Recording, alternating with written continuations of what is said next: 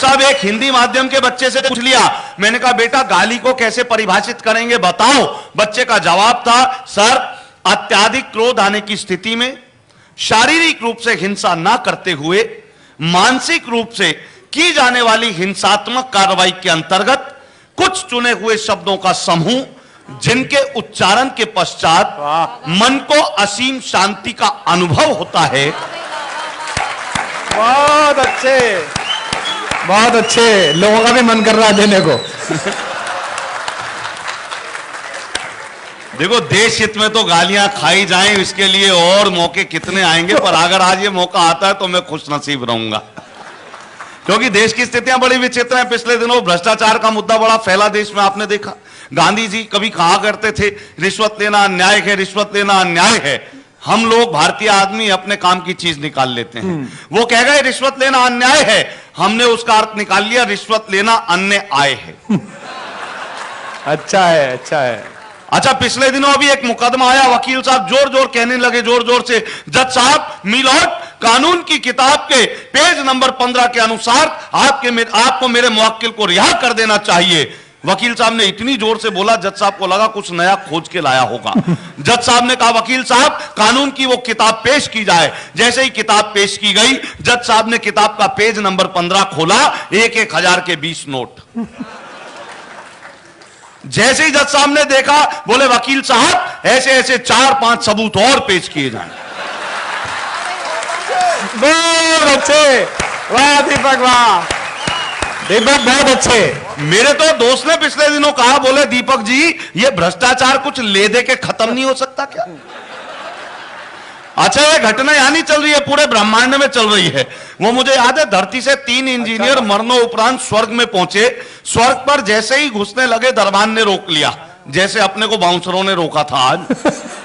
पर हमने बता दिया तो रोक लिया उन्हें, और दरबान ने कहा देखो मुझे पता चला कि तुम धरती से आए हुए तीनों इंजीनियर हो। धरती से आए हुए इंजीनियर हो, ये स्वर्ग का द्वार मरम्मत करना है, इसका बजट एस्टीमेट बताओ कितना खर्चा आएगा।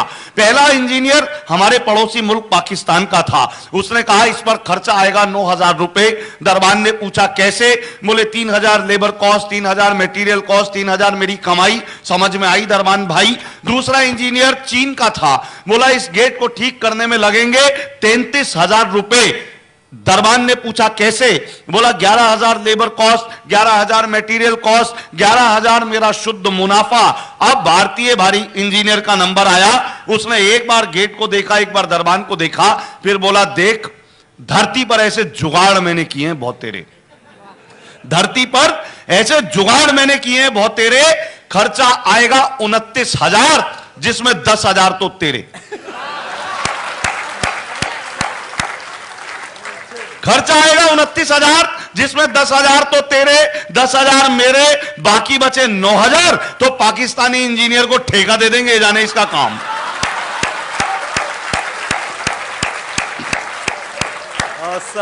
ये सारी स्थितियां, पर आइए समय सीमा का निर्वाह करता हूं कि एक कवि सम्मेलन में मैं कविता सुना रहा था।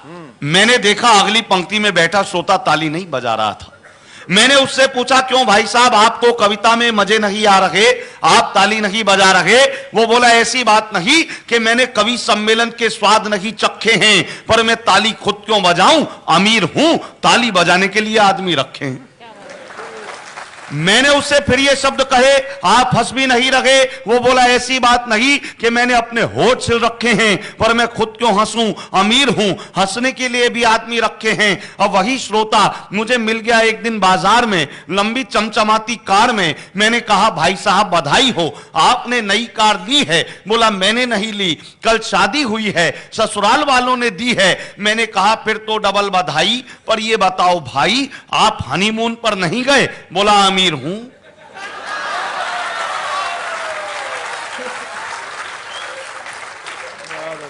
और ये बात मैंने इसलिए कही है, मेरा कहना सही है कि भौतिक सुख साधनों के चलते आदमी कोई काम खुद नहीं कर सकता। और एक कवि की तो ये हालत है, सुबह यमदूत लेने आए तो बोले आज कवि सम्मेलन है, आज नहीं मर सकता। लेकिन मैं चाहता हूं कि हम सभी अमीर हों। मैं चाहता हूं कि हम सभी अमीर हों, हमारे पास इंसानियत की दौलत हो, नयनों में संवेदना का नीर हो, और यकीन मानिए जिस दिन अमीरी का एक्सप्रेस हाईवे गरीबी की पगडंडी से जुड़ जाएगा, यकीनन इस देश में खुशहाली का संकेत आएगा। बहुत अच्छे, बहुत अच्छे, बहुत अच्छे दीपक, वाह, बहुत अच्छे। और देश में तमाम स्थितियां हुई। अभी तो मुझे याद है, राजघाट के पास से गुजर रहा था मैं पिछले दिनों, 2 बजे की बात रात को, पुलिस वालों ने एक आदमी को पकड़ा हुआ था, उसे पीट रहे थे, वो कमजोर दिल का था। पुलिस वाले पूछ रहे थे, बता तू कौन है, बता तू कौन है। उसने हाथ जोड़े, माई बाप चोर हूं। बोले वो तो ठीक है, पर ये बता है कौन सी पार्टी का। पिछले दिनों एक नेता से पूछ लिया, मैंने कहा अगर कोई आपकी पार्टी छोड़ के किसी दूसरी पार्टी में ज्वाइन कर ले तो आप उसे क्या कहेंगे। बोला ऐसे व्यक्ति को तो गद्दार कहा जाएगा। मैंने कहा अगर कोई दूसरी पार्टी से आपकी पार्टी में आ जाए तो इसे तो हृदय परिवर्तन कहा जाएगा। बहुत सारी स्थितियां हो जाती हैं। अभी पिछले दिनों वो नाम चल रहा था हमारे पीएम का नोबेल पुरस्कार के लिए, तो एक दोस्त ने कहा, बोले अपने पीएम का नाम नोबेल पुरस्कार के लिए चल रहा था लेकिन उन्हें मिला क्यों नहीं। मैंने कहा यार नोबेल पुरस्कार शांति के लिए मिलता, सन्नाटे के लिए नहीं। जिंदाबाद। और देश में इतनी इतनी स्थितियां हो रही हैं साहब, आप देखते हैं, मैं इशारों बात करता हूं। पहले जो हमारे यादव बंधु होते थे मिश्रा जी, वो गाय पालते थे। यादव बंधु गाय पालते थे, गाय दूध देती थी, चारा खाती थी, जो दूध निकलता था उससे मक्खन बनता था, और मनमोहन उस समय मक्खन खाया करते थे। दृश्य परिवर्तन हुआ।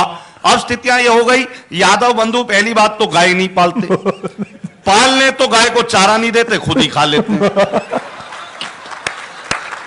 जिंदाबाद। अगली दूध कहां से दे, और दे भी दे, देती नहीं दूध, दूध नहीं देती तो मक्खन नहीं बनता। अब अगला भाई कोयला ना खाए तो क्या खाए। बहुत अच्छे दीपक, बहुत अच्छे। लेकिन यह भी उसका कौशल है कि गाय दूध नहीं देती फिर भी घर में डायरेक्ट राबड़ी लेके आता है। वो इसलिए क्योंकि वो भी आपका भक्त है, आपने ही कुछ गुड़ दिए होंगे। क्योंकि देखो कई लोग कहते हैं डॉक्टर साहब ने प्यार पे पीएचडी की, हमने भी इनसे गुड़ लिया, हमने पीएचडी करने वाली से ही प्यार कर लिया। अच्छा है। लोग कहते हैं ये प्यार के गीत लिखते हैं, प्यार के गीत लिखते हैं, मैं तो इन्हें गीतों का प्रेम चोपड़ा कहता हूं। लेकिन आइए जुड़ता हूं, कोशिश करता हूं, पारिवारिक उत्सव है तो पारिवारिक संबंधित कुछ रचनाएं आपके बीच में देता हूं। अभी 22 तारीख आने वाली है, एक पर्व आ रहा है, वहीं से शुरू करता हूं कि करवा चौथ के दिन अपनी पत्नी का मन रखने के लिए मैंने भी व्रत रखा। अच्छा। सुबह से ना पानी पिया, ना खाने में कुछ चखा। शाम को जब घर आया पत्नी से फरमाया, बता डार्लिंग ऐसा क्या करूं कि तेरी जिंदगी में ऐश हो जाए। पत्नी मुस्कुराते हुए बोली, कुछ ऐसा कर दो तुम्हारी जीवन बीमा पॉलिसी कैश हो जाए। अच्छा, जब कवि को लगा कि उसकी पत्नी के उसके बारे में ये विचार है तो उसने कैसे निपटाया कि एक कवि के घर डाका डालकर जब डकैत जाने लगे तो कवि की आंखों से आंसू आने लगे।